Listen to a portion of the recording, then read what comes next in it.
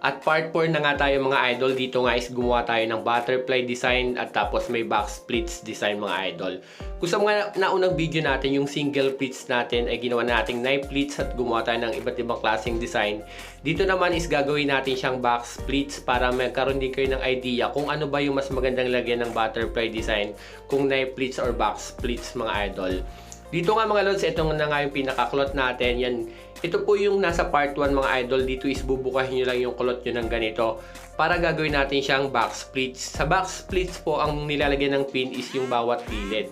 Kung napanood nyo po yung una nating video na arrow pleats, ang nilalagyan natin siya ng pin sa gitna, magiging box pleats pa rin yun. Kaso ang itsura lang mga idol is medyo magalaw kasi wala pong pin yung bawat gilid. Ganyan lang siya pinipin mga lods. Yan, sinum na natin para makikita nyo kung paano natin siya ipin. Pwede po sa labas at pwede rin naman sa loob ng pinaka-pleats mga idol para hindi lalabas yung pinaka-pin mga idol. Yan, mas malinis siya tingnan kung pwede sa labas siya ipinipin. Sa ganito nga mga lods, kung sa mga assessment, mas maganda yung mas malinis ipin. Pero kung sa mga simpleng okasyon lang sa bahay at mabilisan, mas mabilis po magpin kung tutusukin nyo siya sa labas at labas din po yung pin. Depende po sa paggamit or depende po kung sa inyo gagamitin yung design, kung sa assessment or sa simpleng okasyon lang sa bahay. Ganito po itsura ng box pleats, nakalabas din siya ng konti mga idol.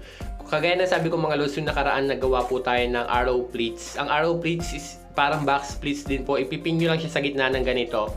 Kaso nga lang po, yung bawat gilid yan, nakaangat siya. Yung box pleats po is nakalock na. Gagawin nyo lang siyang arrow pleats. Pag pinush nyo po yung bawat gilid, ginawa nyo siyang pinaka arrow pleats nga mga idol yan.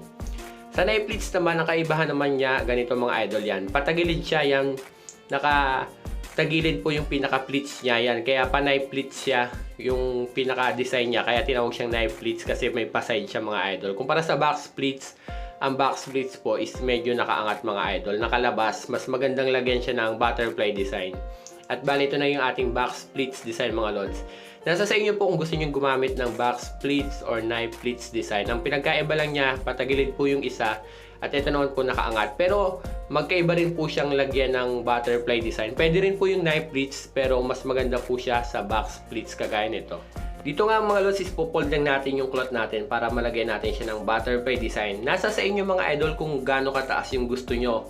Tusukin nyo lang siya ng diretso pataas tapos ipold nyo yung pin pa ilalim yan. Ganyan siya ilalak mga idol. Sa ganito nga mga lods is depende sa inyo.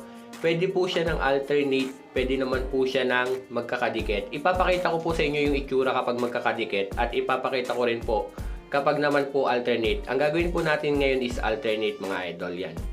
Kagaya na sabi ko mga lods, depende po sa inyo. Pwede po siya ng mas mataas, pwede po siya ng bandang gitna at pwede rin po siya sa baba mga lods. Depende po sa gusto nyong design. Ipapakita ko po ulit sa part 5 na yung itsura ng mga nasa taas at nasa baba mga idol yan.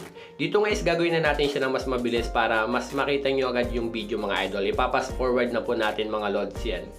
Kagaya ng mga sinasabi ko mga lods, kung hindi nyo po napanood yung part 1, part 2, and part 3, nandiyan lang po yan sa regular videos natin kung paano gumagawa ng knife pleats. Kung hindi nyo pa po napapanood at hindi nyo siya masundan yung video natin ngayon, i-check nyo po yung part 1 natin and part 2 yan. Dire-diretso lang naman po yun kasi sobrang haba po ng video kapag isang video tutorial lang po yung ginawa natin.